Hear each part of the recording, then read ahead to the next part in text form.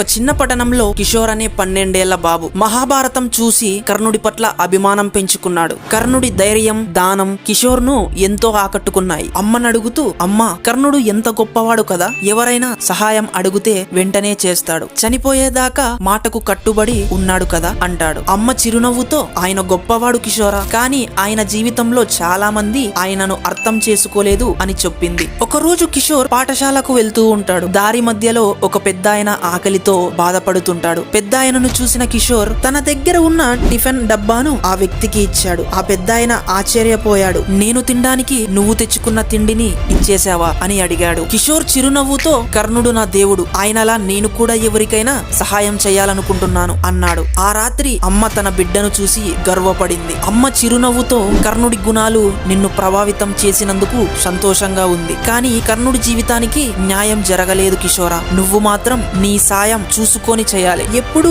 న్యాయం మన వైపు ఉండేలా చూడాలి అని అమ్మ కిషోర్ తో చెప్పింది. ఈ కథ కిషోర్ కి మాత్రమే కాదు, మనందరికీ కూడా ఒక గొప్ప గుణపాఠం. కర్ణుడి పాత్ర మన జీవితంలో స్ఫూర్తి కాగలదు, కానీ మనకు తెలివి కూడా అవసరం. మహాభారతం మనలో మంచి మార్పులు తీసుకురావాలి. కర్ణుడి ధైర్యం, దానం మనకి స్ఫూర్తి అయితే, ఆయన తప్పుల నుంచి మనం పాఠాలు నేర్చుకోవాలి. ఈ స్టోరీ మీకు నచ్చింటే సబ్స్క్రైబ్ చేయొచ్చుగా.